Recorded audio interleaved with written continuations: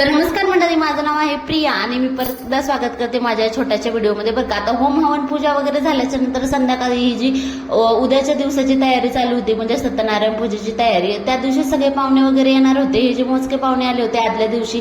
आता हे घर वगैरे सजवायचं आहे ना, त्याच्यासाठी सगळे डेकोरेटर्स वगैरे बोलवले होते आणि हे पूजेचं सामान आहे ना, म्हणजे फुलं वगैरे आणले होते आणि ह्यांनी तोरण बनवणार होते, म्हणजे सगळ्या दरवाजांसाठी. त्याचीच ही तयारी सगळी चालू होती. बरं का, आता भैयाचा बर्थडे सुद्धा त्या दिवशी रात्री आम्ही 12 वाजता सेलिब्रेट करणार होतो. एवढं काय तयार झालं होतं तोपर्यंत, म्हणजे 12 वाजेपर्यंत. आणि त्याच्यानंतर मग लागले होते उद्याच्या तयारीसाठी. आता हे जेवणासाठी या खुर्च्या वगैरे सगळ्या आदल्या दिवशीच आणून ठेवल्यात. आणि ब्लॅक टी शर्ट वाला आहे ना, तो माझा मोठा भाऊ आहे आणि त्याचाच बर्थडे. बरं का, आता 12 वाजायला थोडं म्हणजे 12 वाजले होते तेव्हा, आणि आम्ही सगळ्यांनी मिळून त्याला विश सुद्धा केलं होतं. पण सेलिब्रेशन मात्र राहिलं होतं कारण केक यायलाच थोडासा उशीर झाला होता. आता केक पण आलं तेव्हा 12:30 वाजले होते केक आलं. त्याच्यानंतर मग सगळ्यांनी मिळून इथं आले होते बाकीचे हे सुद्धा, आणि बाया वगैरे खाली आल्या होत्या आणि लेकरं सगळे झोपले होते. म्हणजे आरू झोपली होती आणि गाथा मात्र जागीच होती.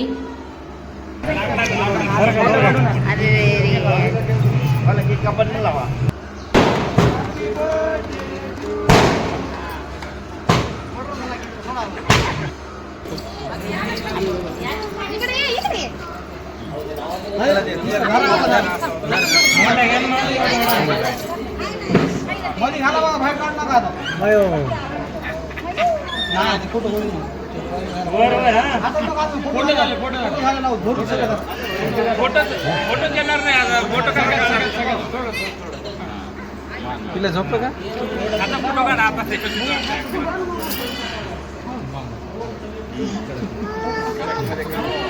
खाल्लास का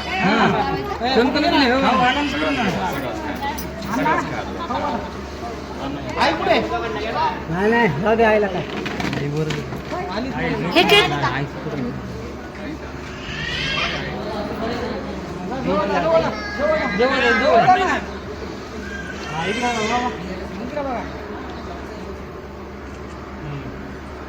चला मामा जोडून चला. मामा कुठे गेले? मामा दोन आहेत मामा.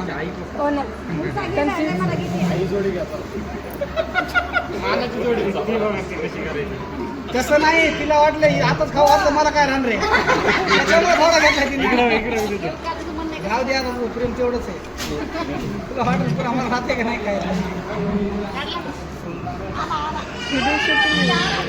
व्हिडिओज काढायचे ब्लॉग बोलत बोलत भारी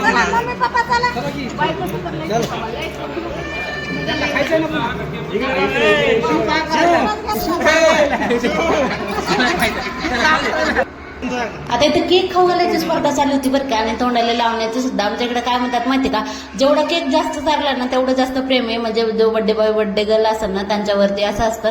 आणि तर बाकीची तयारी सुद्धा झाली होती आणि म्हणजे हे लावायचं सुद्धा. आता या टायमाला किती वाजले होते माहिती का, 1:30 वाजता.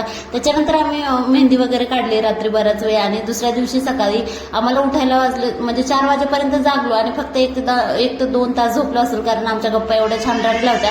नंतर आम्ही सगळ्यांनी फ्रेश वगैरे झालो आणि नंतर या रांगोळी वगैरे काढल्या. म्हणजे सकाळी सत्यनारायणच्या पूजेच्या दिवशी सकाळी अशी काही तयारी होती. आता जो बाकीचा राहिलेला ब्लॉग आहे ना, तो सुद्धा मी शूट केलेला आहे. तो आपल्या चॅनलवरती येईल लवकरच. बघायला विसरू नका. आवडल्यावर लाईक शेअर आणि सबस्क्राईब नक्की करत जा, जेणेकरून आम्हाला सुद्धा मोटिवेशन भेटेल.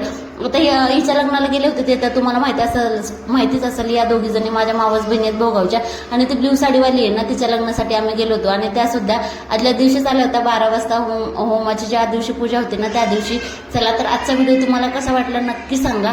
भेटू आपण पुढच्या एका छान व्हिडिओ सोबत. तोपर्यंत तुम्ही चॅनलला नक्की सबस्क्राईब करून घ्या आणि हे जे पूजेचे डेकोरेशन कसं झालेले ते देखील नक्की सांगा.